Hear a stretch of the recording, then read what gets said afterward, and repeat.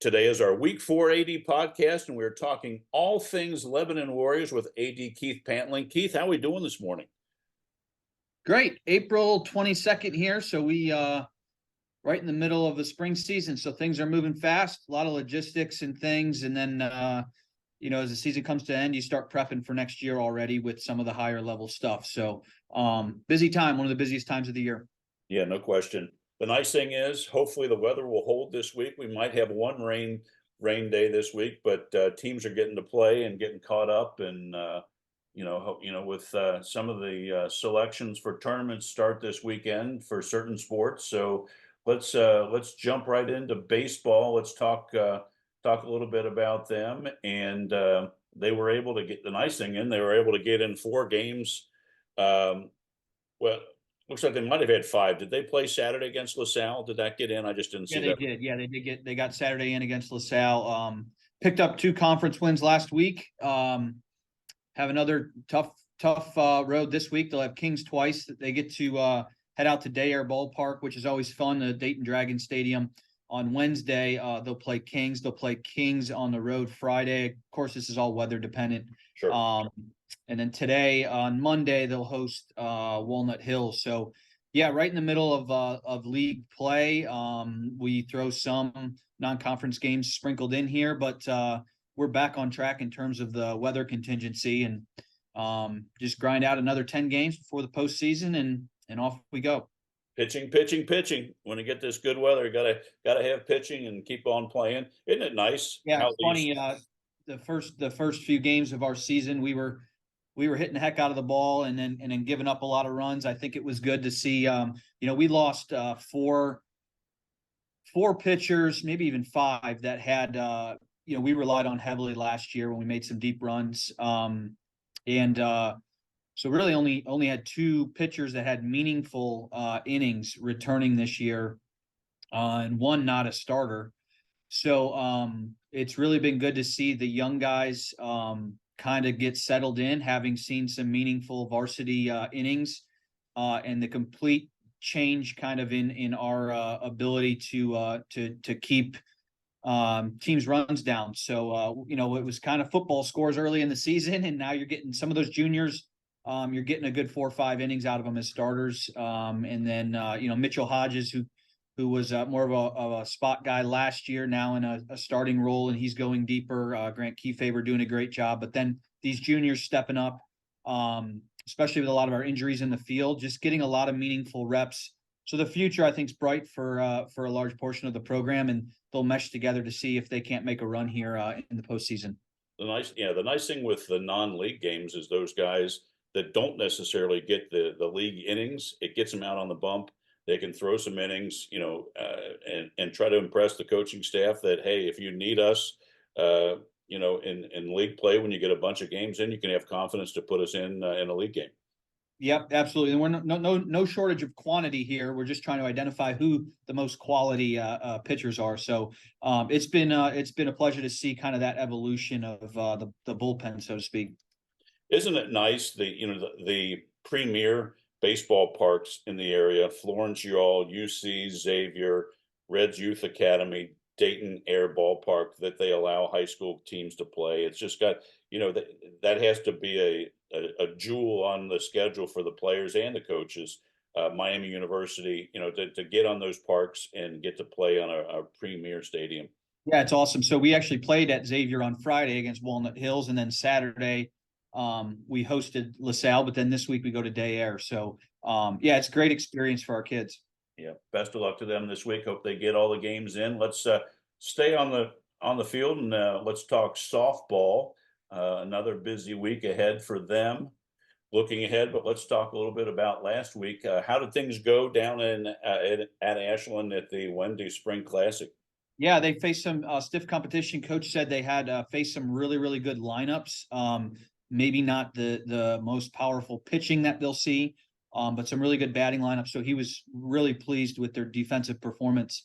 And they ended up winning that, beat Maslin Perry, I think, in the championship game. So that's always good to kind of fine tune things this time of year. So high expectations in that program. It's always interesting to see when they lose a couple early in the year, how the team kind of meshes and unfolds, what type of senior leadership they get to keep the group together. They kind of hit that fork in the road. I think there was some turbulence there, and hopefully they can regroup in the right direction, making their run towards the postseason. Because ultimately, they got to be gelling and just be in a good frame of mind as you make that push towards the postseason when you're playing high level softball. So I think they're starting to find their stride, and different people are stepping up.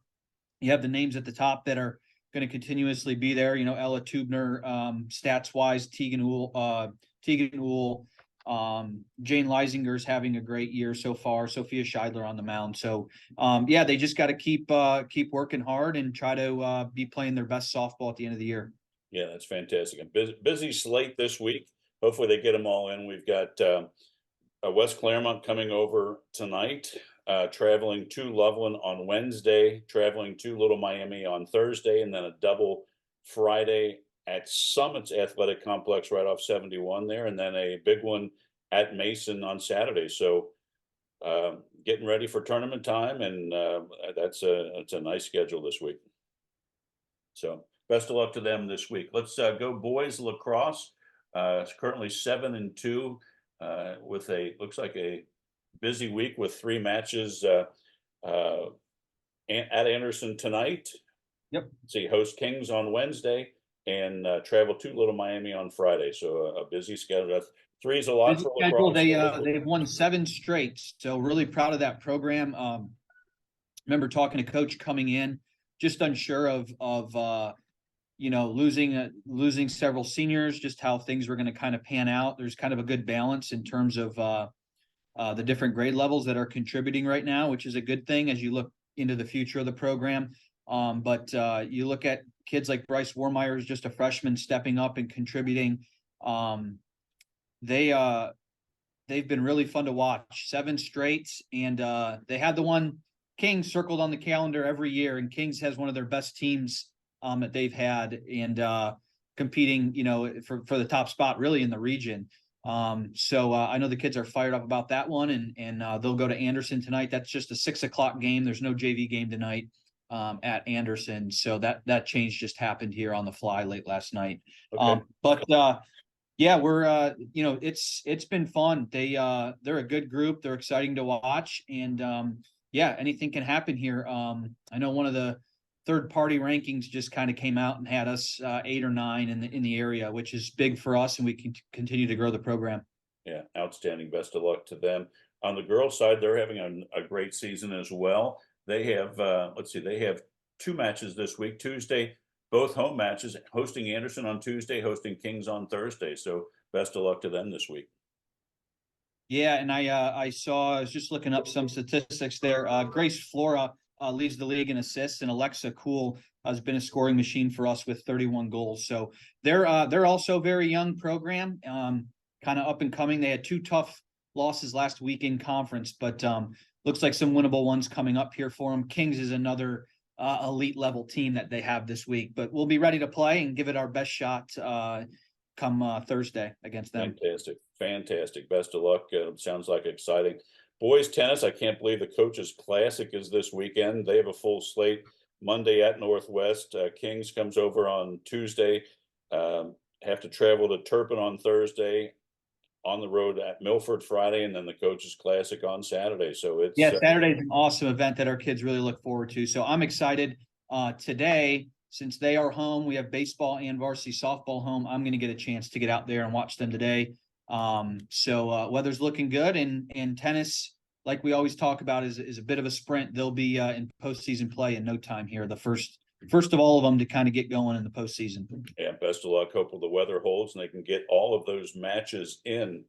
Heading to the track and field. Looks like they're traveling on this Friday to the Loveland Invitational, which I'm sure is a big.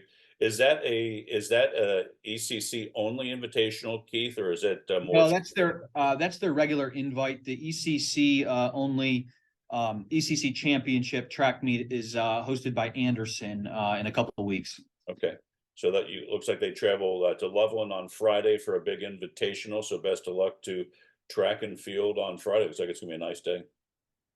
Yeah, they just came back from the Eastern Relays. I kind of did just kind of looking up this time of year, kind of see who's fallen into, those spots of continuously being on a podium. So I just wanted to give a few shout outs here. Sure. Calvin Kilgallen's obviously number 2 in the state in the 800 on the boys side. So you'll hear his name coming up here over the next month as he makes a push for that.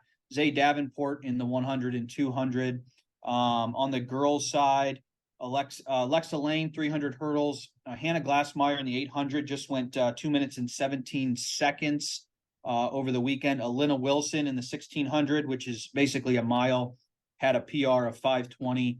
Wow. Graisley Price will be competitive in terms of the pole vault, and Caitlin Berger kind of leads the way in discus. So those are just some of the names. I wanted to just recognize them for them, their hard work and what they've achieved so far. But those are names you're going to kind of hear as they fine tune things heading into the postseason here with chances, district, regional, and so on.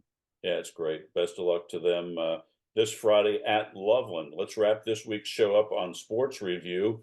Going inside the boys volleyball, they have 3 matches this week at Milford, hosting Loveland on Thursday, and then no, I'm sorry, they just 2 this week. The following week is at Fairfield, and having a nice season. They're 7-7, but playing some tough competition and doing very well, actually. Yeah, it's great to see that they expect to win every time they go in the gym. And that starts with Coach Long. But to see them now, it's not just show up, hope we maybe get a set, but when we don't win a game, there's kind of a there's a displeasure that we should have played better. So those expectations are really cool to see that the standards are kind of raised with that program, and they're doing great things. So Thursday's a big one because it's senior night. And these kind of guys are the founders of this program from a couple years ago. So exciting to kind of continue to see this program evolve. Yeah, so best of luck on senior night on Thursday against Loveland at home. So that'll be a big night.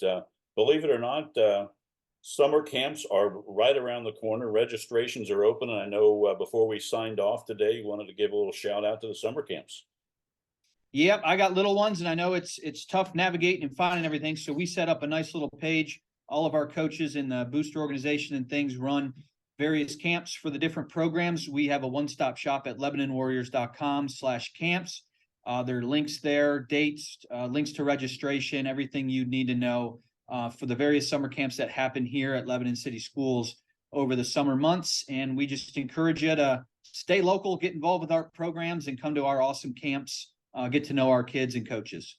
Yeah, and I'm guessing a lot of the student athletes participate, as counselors for those sports. And I know back in our day when we were doing those, it was a lot of fun to see the little guys come in, and it's just a part of summer, just going to those high school sports camps. Yep, it's awesome to see them interact in all the littles wearing the maroon and white around town. So, Great. Yep, absolutely. Keith, thank you for your time. I hope the Warriors have a great week, and we'll touch base next week and talk about all the great results from this past week. You got it, Rob. Enjoy the nice weather. Thanks. Have a good day. See you.